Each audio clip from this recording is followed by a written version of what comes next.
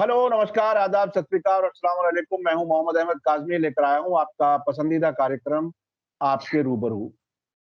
आज हम एक बहुत ही अहम मेहमान से आपको मिलवा रहे हैं और इशू भी बहुत ही अहम है।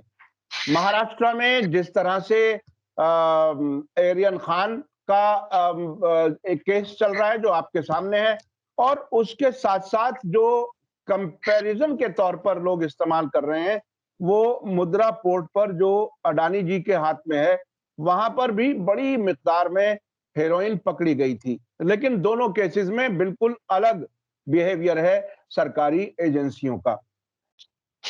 इसके अलावा महाराष्ट्र और केंद्र सरकार के बीच में जो टकराव की स्थिति बनी रहती है, चूंकि वहां 3 पार्टियों ने मिलकर के एक तरह से अल्टरनेट पॉलिटिक्स की शुरुआत की है मुल्क में, उसके और केंद्र सरकार के बीच में जो टकराव रहता है, वो बहुत ही अहम है उसको बारीकी से समझना। इसके अलावा किसान आंदोलन जो इस वक्त देश भर में चल रहा है, लेकिन जिस मेहमान से मैं इस वक्त आपसे मिला रहा हूं, वो महाराष्ट्र में अकोला में रहने वाले प्रकाश पोहरे जी हैं, जो संपादक हैं दैनिक देशोन्नति के, जिसके 23 एडिशन महाराष्ट्र के जो 3 बड़े रीजन्स हैं, विदर्भा, मराठवाड़ा और खानदेश, इन इलाकों से 23 एडिशंस आपके अखबार के निकलते हैं। मराठी जबान में है, बहुत बड़ा अखबार है पूरे राज्य में। प्रकाश पोहरे जी, आपका वेलकम है। मीडिया स्टार वर्ल्ड को आपने समय दिया, आपका स्वागत है। आप ये बताइए कि आपने एक लंबे अरसे से आप अखबार चला रहे हैं, एक लंबे अरसे से आपका एक पत्रकार के तौर पर तजर्बा है। आप सियासी उथल-पुथल बहुत बार देख चुके हैं, पूरे देश में भी और महाराष्ट्र में भी। इस वक्त जो सूरत-ए-हाल है, वो आपको क्या लगती है? खास तौर पर कंपेयर करते हुए एरियन खान के केस को और अडानी पोर्ट से जो इतनी बड़ी मात्रा में हेरोइन मिली है, इन ताजा वाकयात को आप कैसे देखते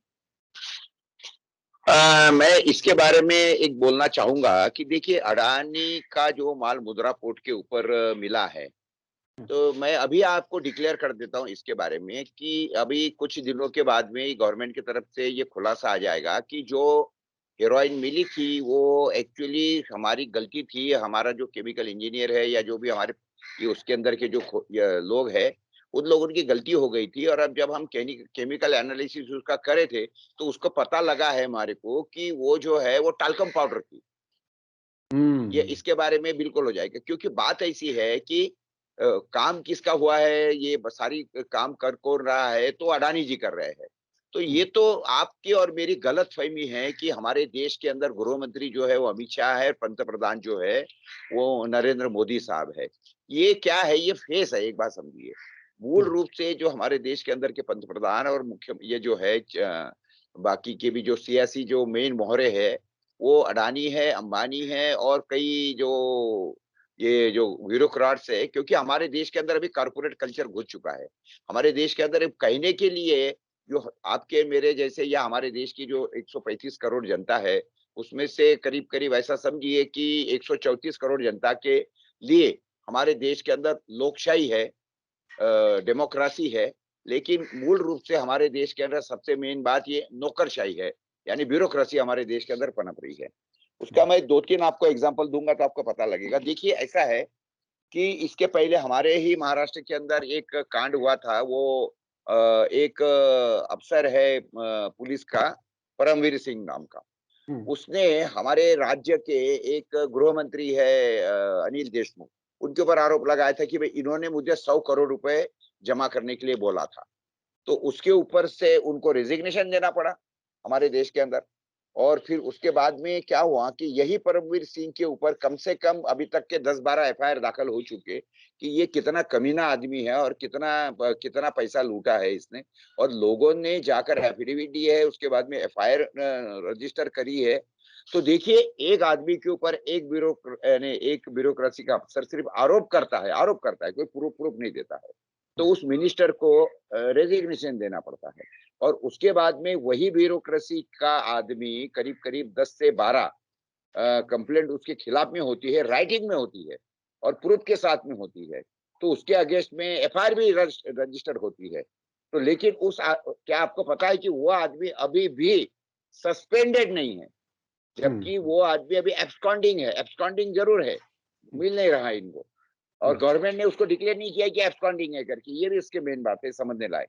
तो इसलिए मैं कहता हूं कि आफ्टर ऑल ये देश का जो फेस है वो आपके और मेरे हिसाब से जो है वो डेमोक्रेटिक जो है वो डेमोक्रेटिक निकल के ये ब्यूरोक्रेसी का फेस हो चुका है। ये यही लोग देश चला रहे हैं, यही लोग ये करते हैं हर एक मामले के अंदर। इसी तरीके से ये बताया जा रहा है।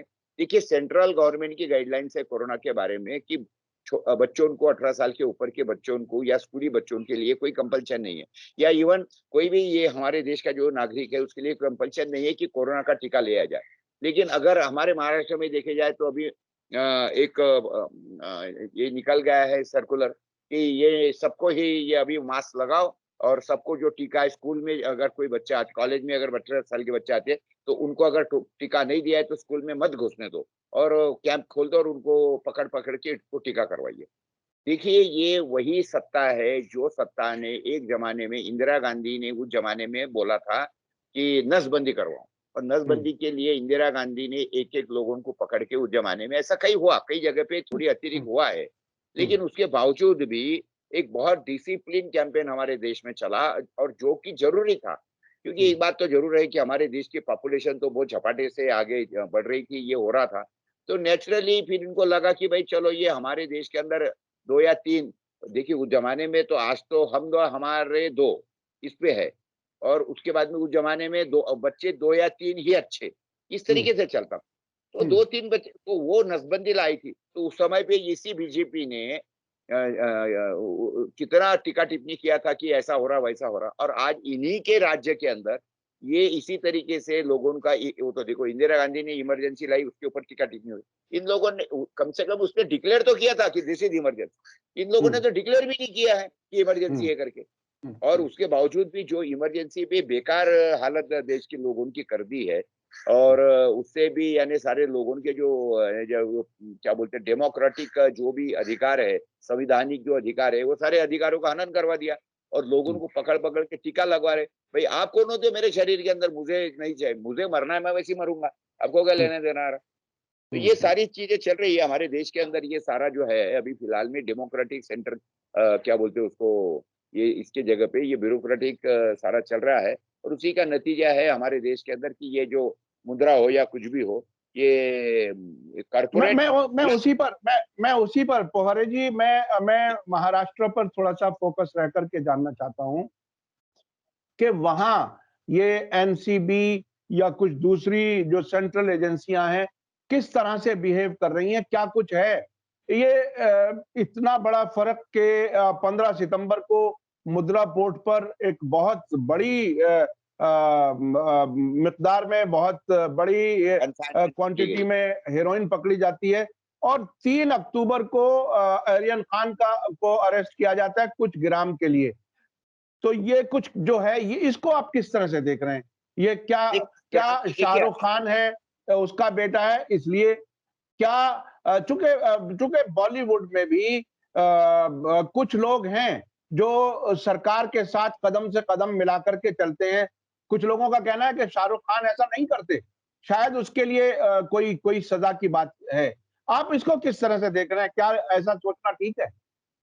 देखिए, एक बात तो ऐसा है कि ये बात तो अभी तक की क्लियर हो चुकी है और ये कई जगह पे आया है कि वो क्या आयरन खान जो है he was not carrying any drug along with him, और उसने ना ही कोई कंज्यूम किया था, और गवर्नमेंट की तरफ से भी उसका ये नहीं कि उसने कंज्यूम किया वगैरह ये वो।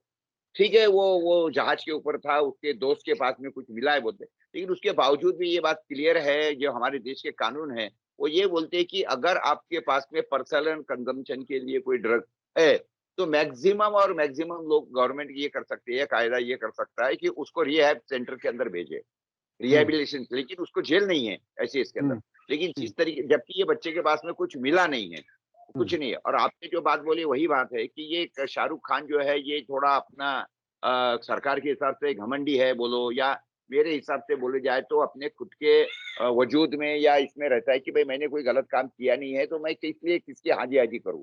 तो हिसाब से अपने स्टाइल में रहने वाला वो एक कलाकार है। हाँ, अभी उसकी गलती ये है डेफिनेटली कि वो मुस्लिम है, और अब उसके लिए वो कुछ नहीं कर सकता, क्योंकि दैट वाज एन एक्सीडेंट कि वो तो मुस्लिम घर में पैदा हुआ। तो लेकिन हमारे देश के अंदर फिलहाल में एक बात जो एक्सीडेंट से नहीं हुई है, वो ये हुई है कि हमारे देश के अंदर भाजपा नाम की एक सत्ता अभी काम कर रही है, जो कि उनके पास में कोई एजेंडे नहीं है। हाँ, ये बात जरूर है कि उन्होंने सत्ता हथियाने के लिए लोगों को बहुत अलग-अलग बेवकूफ बनाया। 15 लाख का हो या हम क्या बोलते हैं अच्छे दिन वगैरह, सारे कई अलग-अलग वादे किए, किसानों को वादे किए। वो सारे के सारे वादों से वो अभी मुखर गए, और उसके बाद में उन्होंने कई इसके अंदर बोल दिया कि वो सारे जुमले थे, ये इलेक्शन चुनने के लिए।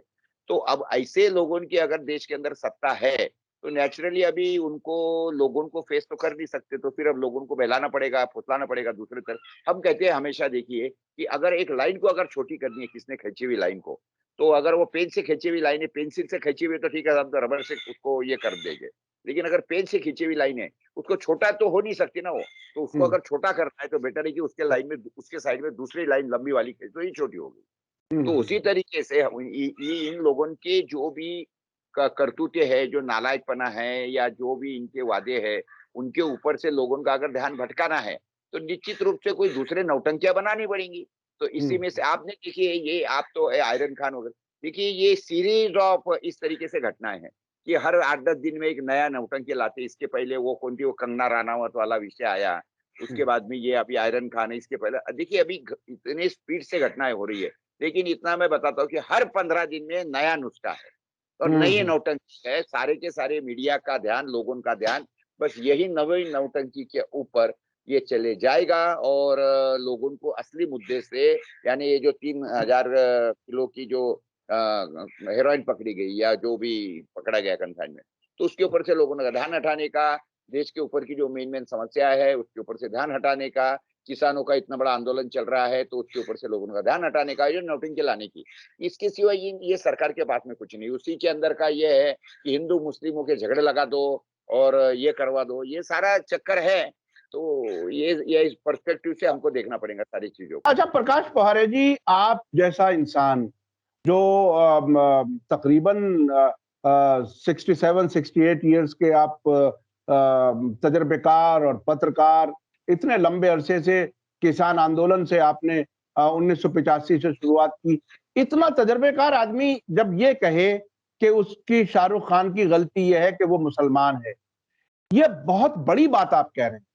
आप अगर एक मुसलमान की जगह बैठे हों, तो क्या वो सेंस ऑफ गिल्ट मुसलमानों के अंदर होना चाहिए, या क्या, या इस सिस्टम को? देखो, मैं तो मुसलमानों को, देखिए मेरे यहाँ पे जितने भी काम होते हैं, मेरे तो मैक्सिमम ठेके या काम जो है मुस्लिम लोगों को देता हूँ। फिर वो कंस्ट्रक्शन ठेका होगा या कुछ होगा, क्योंकि मैंने एक देखा है कि मुस्लिम लोग जितने मेहनती और काम करते हैं उतना कोई करता नहीं है। हिंदुओं के इतने हमारे आईडी कोई हमने लोग देखे नहीं है। और इन लोगों, और उसके बाद में शराबी बोलो या ये व्यसनी लोग बोले, तो आज के घड़ी के अंदर ऐसा है कि मुस्लिम लोगों के बारे में तो मैं हमेशा, ये पूरे कोरोना काल के अंदर ये लोग कभी डरे नहीं, इन लोगों ने कभी मास्क लगाए नहीं, इनके दिमाग में कोई भूसा भरे हुआ नहीं है। मैंने हमेशा देखा है। हालांकि ऐसा बोले जाते हैं कि भाई हिंदू लोग बहुत भगवान के पूजते कर, लेकिन वो बेवकूफी है वो बात। लेकिन मुसलमानों के बारे में भी यही बोला जाता है। मुसलमान लेकिन कम से कम क्या है, एक ही आदमी की इसमें फंसता है, वो मुल्ला और मौलवी। बाकी हिंदुओं के जैसे 33 करोड़ जो भगवान है, इनके तो है ही नहीं है।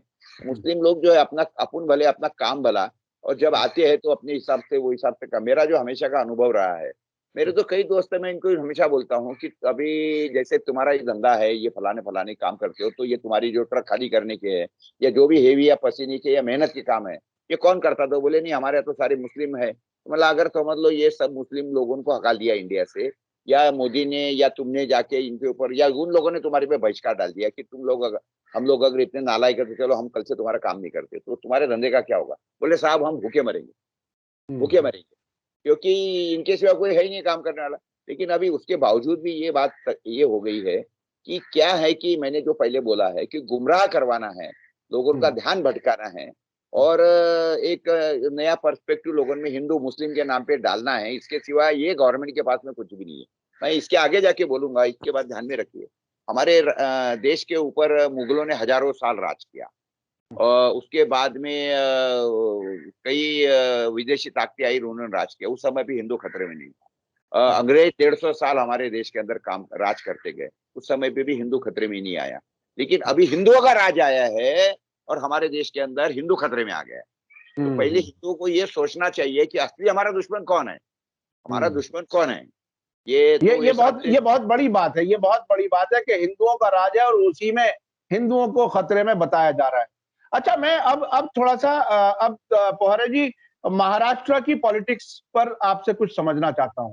वो ये कि एक बीजेपी का पूरे देश में, आरएसएस का एक तरह से पूरे देश में हुकूमत होने के साथ साथ, पूरे देश में मैं इसलिए कह रहा हूं कि सेंट्रल गवर्नमेंट उनके पास है और बहुत से स्टेट्स हैं। महाराष्ट्र में एक नया तजर्बा हुआ जिसमें शिवसेना, जो बीजेपी के साथ रही लंबे अरसे तक, कांग्रेस और एनसीपी, इन्होंने मिलकर के सरकार बनाई, बीजेपी को वहां सत्ता से हटाया। उसके बाद में क्या कुछ है सेंट्रल गवर्नमेंट और स्टेट गवर्नमेंट, महाराष्ट्र गवर्नमेंट के बीच में टकराव किस किस्म का आप देखते हैं? क्या कुछ आपको लगता है कि डिस्टेबलाइज करने की कोशिश या इस सरकार को हटाने की कोशिशें अब भी जारी हैं? हाँ हाँ, बिल्कुल बहुत जोर से जारी है। और ऐसा तो कोई दिन या कोई हफ्ता जाता नहीं है कि जिस दिन ये कुछ खुरापतें निकालते नहीं है। देखिए, एक बात तो है कि आज के घड़ी के अंदर महाराष्ट्र के अंदर सबसे बड़ी पार्टी अगर कौन सी है, जिनके सबसे ज्यादा एमएलए है, वो बीजेपी है। ये तो आप नकार नहीं सकते हो। लेकिन उतनी बाद में इतनी बड़ी पार्टी होने के बावजूद भी सत्ता नहीं आई, ये दुख तो नेचुरली बीजेपी को तो जिंदगी भर चलते रहेगा। लेकिन ये सत्ता क्यों नहीं आई? क्योंकि इनका जो अहंकार था। देखिए, उस समय पे तो इनका क्या कहना था शिवसेना का कि भाई 2.5 साल आप 2.5 साल हम। तो उसके अगर आज के घड़ी के अंदर अगर समझ लो वो वैसा भी करते तो भी इनके हाथ में सत्ता रहती थी। 2.5 साल शिवसेना का मुख्यमंत्री रहता था, 2.5 साल बीजेपी का मुख्यमंत्री रहता था।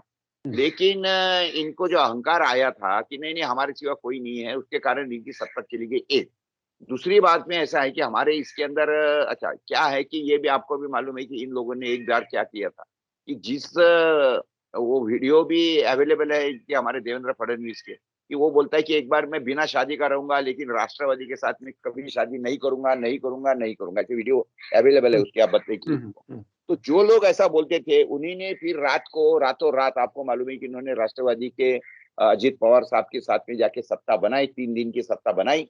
और उसके बाद में बुरी तरीके से उसके ऊपर से वो फेल हो गए। तो शरद पवार जी का क्या बोलते हैं उसके, वो उनका पॉलिटिकल जो भी था एजेंडा बोलो या फिर उनकी जो सियासी दावपेच का विषय था, उस तरीके से सारी बातें हुई। उसके बाद में वो उनको रेजिग्नेशन देना पड़ा क्योंकि वो उतने एमएलए बता नहीं सके। और उसके बाद में फिर आपको पता है कि इस तरीके से ये 3 हमारे गठबंधन हुआ। और हमारे इसके अंदर मराठी में कहते हैं कि तुझं माझं जमेना तुझ्या वाचून कर्मेना, यानी वो तेरा मेरा पटता तो नहीं है लेकिन अब तेरे सिवाय रह भी नहीं सकते, ऐसी वाली जो बात है हमारे महाराष्ट्र के अंदर। तो तीनों पार्टियां एक आ गई, तीनों पार्टियां एक आ गई है और वो चालू है। लेकिन अब ये होशियार इसके अंदर की सबसे बड़ी पार्टी तो राष्ट्रवादी है। उन लोगों ने क्या करवा दिया कि एक हमारे तरफ ऐसा बोलते हैं कि एखादी जैसे वो कुंकुआचा धनी, यानी टीके का हकदार, एखादी औरत रहती है जो उसका चरित्र कोई ठीक नहीं रहता है, तो लेकिन फिर क्या वो शादी करवा लेती। तो यानी अगर कई खुदा ना खास्ता अगर समझ लो वो प्रेग्नेंट रह गई, तो वो फिर बोल सकती है कि भाई नहीं नहीं ये जो प्रेगनेंसी है ये तो मेरे पति की है। तो इसलिए हम उसको मराठी में हमारे इसके अंदर है कि कुंकुआचा धनी, यानी सिर्फ ये टीके का हकदार है। लेकिन तो ये है कोई एन एग्जाम्पल बहुत ज्यादा सोफेस्टिकेटेड नहीं है, लेकिन मेरे को उसके सिवा कोई दूसरा एग्जाम्पल दिखता नहीं है। तो इन लोगों ने क्या किया कि टीके का धनी जो है वो जाके उद्धव ठाकरे को बना दिया। क्या आप मान सकते हो कि एक स्टेट का मुख्यमंत्री, और पिछले 18-19 महीने से 20 महीने हो गए हैं और आज तक के कोरोना काल के आज तक के मंत्रालय में आया नहीं है, पाँव नहीं रखा, इतना डरता है, इतना डरता है, खुद की गाड़ी खुद चलाता है क्योंकि उसको कोरोना। अभी अगर ऐसा आदमी सत्ता के अंदर बैठा है और इसके हाथ में अगर स्टेट की कमान है, तो राज्य का तो क्या होना है, सत्यानाश। ये तो आप देख ही रहे हैं ना, इसकी कोई कमान। देखिए, हम तो देखिए, यानी फडणवीस जब मुख्यमंत्री बना था तब भी बड़ी टीका टिप्पणी हुई थी कि ये आदमी डायरेक्ट चीफ मिनिस्टर बन गया, डायरेक्ट, कभी मिनिस्टर नहीं रहा, कुछ नहीं, डायरेक्ट चीफ मिनिस्टर। अरे लेकिन कम से कम उसके पहले फडणवीस अपोजिशन लीडर तो था, कई साल हम्म अपोजिशन लीडर था, और उसका अपोजिशन लीडर करके उसका कार्यकाल काफी अच्छा रहा, और बहुत आक्रामक तरीके से बात करता था।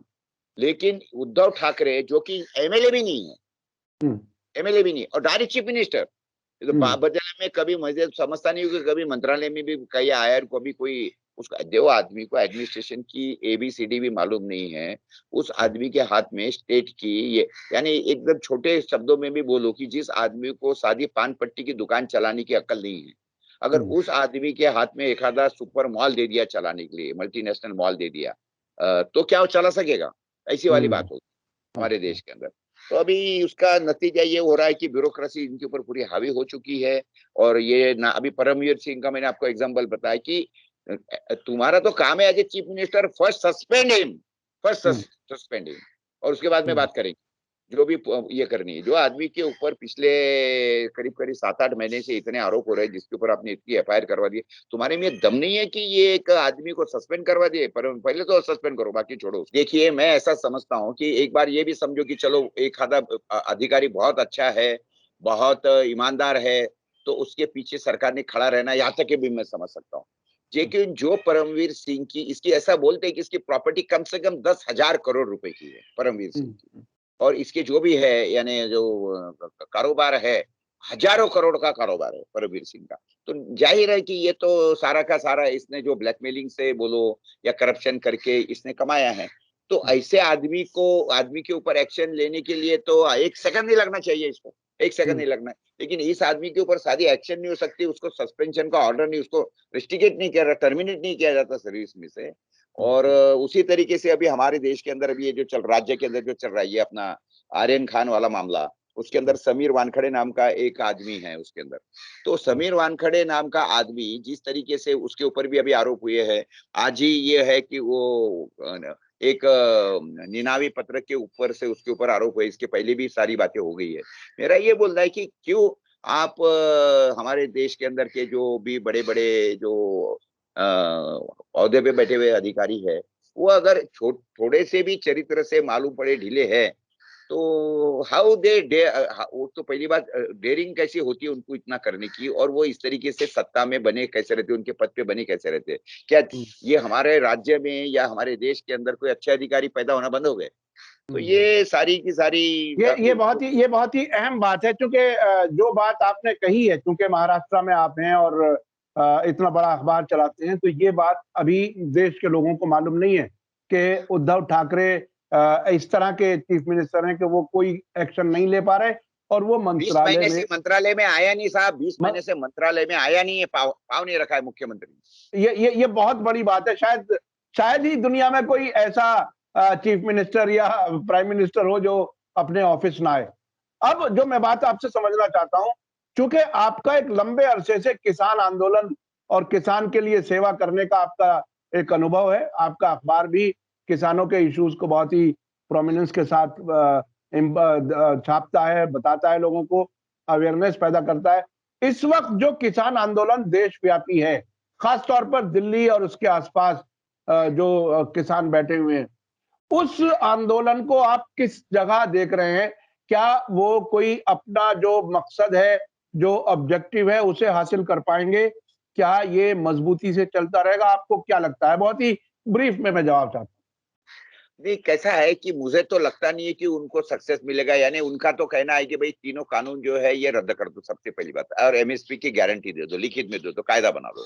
तो हूँ। लेकिन अब जिस तरीके से ये पिछले करीब करीब 1 साल भर से गवर्नमेंट उनके तरफ अनदेखी कर रही है और ध्यान ही नहीं दे रही है, क्योंकि उनके जो आका है बड़े वाले बैठे हुए कारपोरेट के, उन हाँ, आकाओं के लिए वो सुटेबल नहीं था। तो ये जिस तरीके से सत्ता में ये लोग बैठे हैं, मोदी और ये, तो मैं तो बड़ा मुश्किल समझता हूँ किसानों का आंदोलन। और मुझे तो ये सोच के भी मैं कांप जाता हूँ कि आखिरी किसान क्या करेंगे।